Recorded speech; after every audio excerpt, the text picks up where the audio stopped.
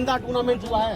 जो हमारे जितने सभा के उपाध्यक्ष भाई अक्षय चौधरी जी, जो गांव बिसर के रहने वाले समाजवादी पार्टी के कार्यकर्ता हैं, उन्हीं के साथ हमारे दीपक भाटी जी, ये भी दीपक नागर जी, ये भी हमारे बहुत ही अच्छे वरिष्ठ कार्यकर्ता हैं समाजवादी के, और हमारे जगदीश नागर जी हैं और भाई हैं। आइए इनसे बातचीत करते हैं। दो सब जी, जगदीश जी बताइए इस टूर्नामेंट के बारे में।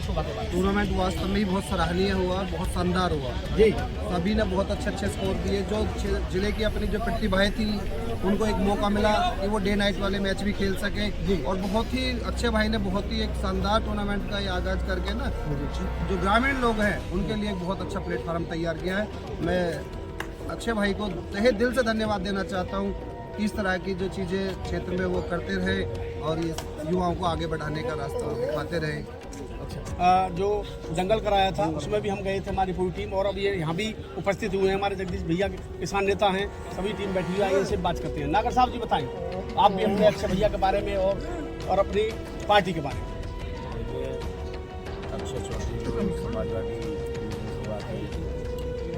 राष्ट्रीय उपाध्यक्ष है, और वाकई में उन्होंने जो एक क्रिकेट टूर्नामेंट कराया, एक जो हमारा जनपद गौतम बुद्ध नगर है जी, हर गांव से आदमी को जोड़ने का काम किया है जी नागर साहब जी, और बड़ा ही शानदार ये कार्यक्रम कराया। और आज इसमें हमारे आदरणीय मुख्य अतिथि राष्ट्रीय अध्यक्ष श्री अखिलेश यादव जी आने थे जी, सदन के कारण नहीं आ पाए जी, हो जाता कहीं ना कहीं, लेकिन मैं सभी जितने भी खिलाड़ी थे उनको बधाई देना चाहूँगा, और अक्षय चौधरी जी को बधाई देना चाहूँगा जो अपने समाजवादी पार्टी के नेतृत्व में नए युवाओं को जोड़ने का काम किया है, और इससे क्षेत्र की जो अच्छे खिलाड़ी होते हैं वो उभर के आते हैं, और यही जो खिलाड़ी आज यहाँ खेल के गए ये प्रदेश में, देश में, विदेश में हमारे क्षेत्र का, जिले का नाम रोशन करेंगे, और मैं सभी को बधाई देना चाहता हूँ। इस तरह के कार्यक्रम होते रहने चाहिए। 2027 में आप क्या देख रहे हैं? 2027 में हम समाजवादी पार्टी की सरकार देखेंगे, और आप भी उसमें रहोगे। हम तो साथ ही आपके। हाँ, नागर साहब, समाजवादी पार्टी की सरकार बनेगी, और फिर आप जैसा चाहोगे उसी तरह से काम होंगे। जी जी भैया, शुभ नाम? गोविंद सरपंच। सरपंच जी, आप भी बताइए अपनी पार्टी के बारे में और इस खेल के बारे में। देखिए, जैसा कि सबसे पहले तो जो हमारे अक्षय भाई ने ये स्वर्गीय श्री जगत सिंह भाटी प्रमुख मेमोरियल ग्रामीण टूर्नामेंट का जो आयोजन कराया है, अपने आप में एक बहुत बड़ी उनके लिए उपलब्धि है। पिछले 26 दिनों से टूर्नामेंट जो चल रहा था, जिसके माध्यम से हमारे अक्षय भाई ने एक संदेश देना चाहा कि जो गांव के जो ग्रामीण इलाकों में जो खिलाड़ी अपनी प्रतिभा दिखा नहीं पाते हैं उनके लिए बहुत ही अच्छा एक प्लेटफॉर्म था। बहुत अच्छा टूर्नामेंट हुआ, सबके सहयोग से टूर्नामेंट हुआ, और मैं तो अक्षय भाई को बहुत बहुत बधाई देना चाहूँगा। इस जो धन्यवाद। हमारे पंडित जी हैं, गांव वैदपुरा से हो ना आप? तो जी, और दादरी रहते हो। हाँ, आप भी बताइए, आपकी बहुत भूमिका रही है इस टूर्नामेंट में, काफी अच्छी कमेंट्री भी करी है, कपिल भाई के साथी हो, जगदीश भाई के चेले हो, आप बताइए इनके बारे में। बिल्कुल सफल कार्यक्रम के लिए आयोजकों को बधाई हमारी, और ऐसे कार्यक्रम होते रहने चाहिए ताकि ग्रामीण प्रतिभाओं को एक पटल मिले, एक मौका मिले, एक मंच मिले, और कोशिश रहेगी कि हर वर्ष हम लोग ऐसा कार्यक्रम करें। हमारे और उसमें इतना गंभीर विषय है, जो लोग जानते हैं कि भारतीय जनता पार्टी हर एक चीज़ पर राजनीति करती है, और ये पार्टी वो है जो विचारधारा को मानने वाली, जिन्होंने और ये जो वंदे मातरम आज माहौल बनाने की कोशिश करते हैं, बंटवारा करने की कोशिश करते हैं, ये वही लोग हैं जिन्होंने हमेशा अंग्रेज़ों की गुलामी की और अंग्रेज़ों का साथ दिया।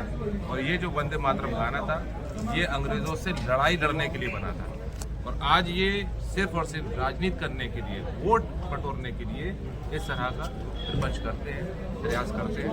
लेकिन हम इंडिया गठबंधन के लोग, समाजवादी पार्टी के लोग, सब लोग एक साथ मिलकर भारतीय जनता पार्टी की लोगी राजनीति को खत्म करने का काम करें। सर, अभी देश में एसआईआर का मुद्दा चल रहा है, उस पर क्या कहोगे? क्या है ये एसआईआर? सैकड़ों बीएलओ वोट के घाट कर चुके हैं। बना तो कैसे हो गई? अब क्या बात है?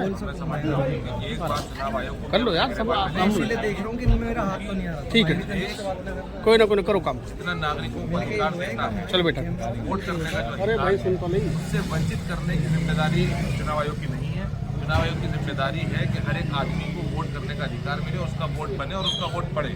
लेकिन यहाँ पर काम उल्टा देखने को मिल रहा है। चुनाव आयोग ये काम देख कर रहा है, लोगों के वोट काटने का काम हो रहा है। यहाँ जो बीएलओ लगाए गए पर्चे कहीं पहुँचा रहे हैं, कहीं नहीं पहुँचा रहे हैं। कोई बात ना, बालक का ये जनता को लगातार परेशान करने वाले काम छोड़ भाई, और मैं समझता हूँ जनता इस तरह से परेशान है और आगे पता नहीं बीजेपी वाले क्या कर रहे हैं। सर उत्तर प्रदेश में विपक्ष में आप बैठे हुए हो, तो ठीक है ये ठीक है काम बैठ हो रहा है। पत्रकार आ रही है बिल्कुल मैं आपको बताऊं सीख रहा कि चुनाव टाइम आयोग लगे की एक ऐसी संस्था है, टाइम लगे सब चीज़ इसको मानना हम के लिए सभी लोग बात देश हैं। को सीखना देश और प्रदेश में विपक्ष की बहुत बड़ी भूमिका में होता है। देखिए बीजेपी ने जो माहौल बनाया हुआ है, बीजेपी ने तो जो वो अपना काम काम किया करो हम है, अपना करेंगे बीजेपी करती है कि बीजेपी अपने फेवर के लोगों को जो जिम्मेदारियां देती है उनको बैठाती है और उसके बाद वो काम करते हैं। हम लोग लगातार संदेश देने का काम करते हैं। हमारे नेता ने एक बार संसद में एक बात भी कही थी कि जिस तरह से लगातार ईवीएम पर भी सवाल उठे, उन्होंने कहा था कि ईवीएम से हरा कर ईवीएम को हटाएंगे। अखिलेश यादव जी कह रहे हैं कि ऐसा काम गलत समय पर किया है। बिल्कुल गलत समय पर किया है। इस समय शादी का जो है सीजन चल रहा है, लगातार लोगों के कार्यक्रम हैं और उन कार्यक्रम में लोग व्यस्त हैं और सबसे बड़ी बात यह है कि लोगों को परेशान किया जा रहा है। समस्याएं हो रही हैं, लोगों के नाम नहीं मिल पा रहे हैं और जिन लोगों को जिम्मेदारी दी गई, जैसे आपने बताया कि कई जगह बीएलओ इतने परेशान हो गए, उन पर इतना दबाव कि उनको आत्महत्या करनी पड़ी। तो ये तो चुनाव आयोग को खुद सोचना चाहिए कि वो किस तरह की प्रक्रिया में शामिल है। भारतीय जनता पार्टी लगातार इस तरह के काम संवैधानिक संस्थाओं पर दबाव बना के करवा देता है।